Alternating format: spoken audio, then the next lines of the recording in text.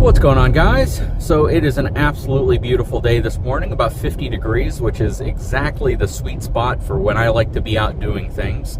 That said, one of the very first videos I did, or at least one of the very first videos that got a lot of views on my channel, was actually a video on buying a used cop car or a police vehicle. And I went over the expectations that you should keep in mind, some of the things you should think about before you get into some of those vehicles. And I actually had a couple subscribers over the last couple of weeks, I guess, rehash that video and start asking me if my opinion has changed. So I'm going to give you my updated opinion on whether or not you should buy a used police vehicle. So hang tight, I'll be right back.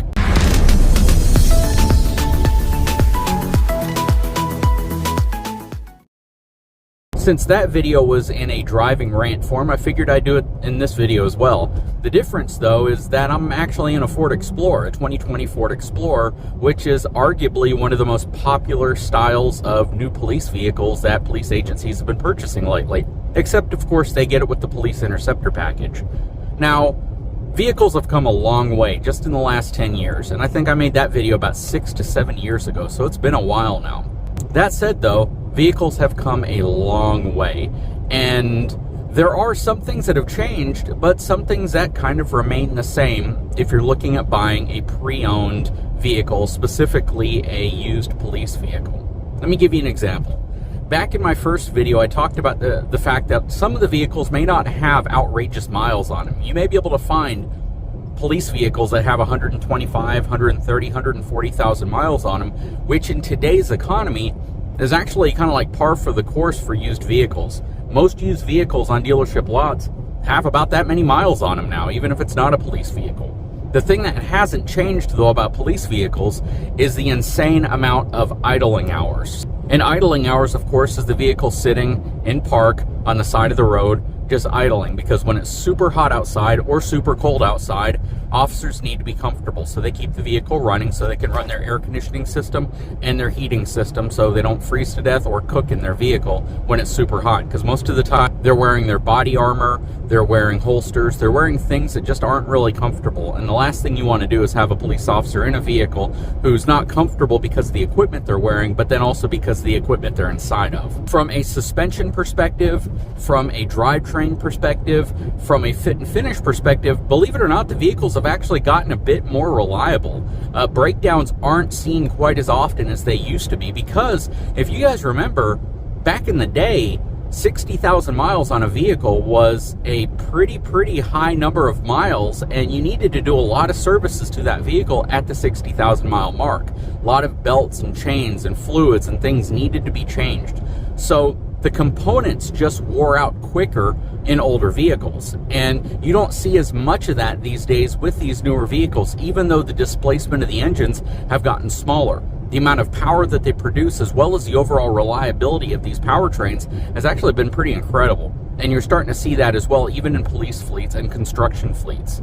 Now, does the engine hours in terms of idling impact the performance or the reliability of the vehicle long term? Absolutely. For every hour or so you idle a vehicle, you do use a lot of fuel, you put wear and tear on the engine. It's not the exact same from a driving perspective, because you're not putting as much wear and tear on the transmission or the drive components of the vehicle, but you certainly are putting wear and tear on the engine itself, especially if you're going to idle the engine for hours and hours and hours like you would see in a pre-owned or a used police vehicle. Now, what do you get as far as an advantage? Well, you're going to have improved suspension, typically also going to have improved components inside of the engine, such as your alternator, your water pumps, your power steering pump. Components like those typically have to be slightly improved from a reliability standpoint over what you might typically see in a vehicle you buy off of a dealership lot. The suspension and the intake and exhaust system will probably be the most impacted in terms of improvements, because they want the vehicle to be able to handle well, especially if it's going to be involved in a pursuit or high-speed pursuit where the vehicle might have to do maneuvering, harsh acceleration, harsh braking, things like that. And the brake system itself will also be improved. But today's police vehicles are arguably more reliable than they've ever been, but they will be a lot more difficult to work on for the average at-home mechanic, because the engines, the transmissions, the computers inside of these vehicles are very much driven by the computer of the vehicle. So again, there's going to be a lot of differences there. Now, from a comfort perspective, the driver and passenger seat will probably be as comfortable as you might expect them to be for, a base level work trim style vehicle. The area that you're going to have a lot of differences will often be the back seat or the second row.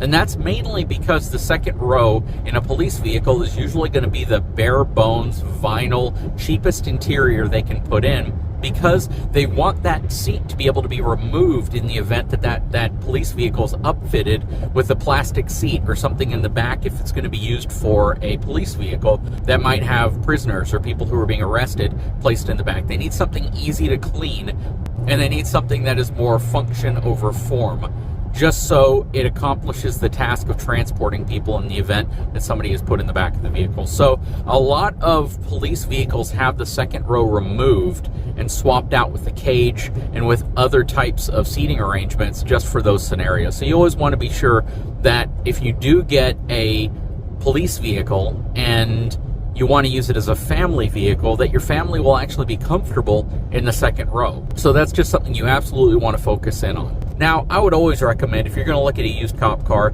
take it to a mechanic, take it to the dealership before you buy it. See if they'll let you. Some of these dealerships that sell these probably won't be too keen on letting you take the vehicle to a mechanic. So you might want to hire a mechanic or have one go out with you just so they can look over the components of the vehicle. Look at the radiator, look at the water pump, the power steering pump. Listen for strange whining noises. Listen for strange knocking noises. Listen for suspension components that might be worn out, as well as steering linkages and all the different things that can wear out on a vehicle that is driven aggressively, that could have been involved in an accident, that could have been used to pit another vehicle, and therefore put additional wear and tear on certain components that your normal used vehicle will just never be subjected to. So getting a second opinion from someone who knows vehicles is really important. If you expect that used cop car to last any amount of time, if you really want to have peace of mind that that vehicle is something that you can own for years without giving you a problem.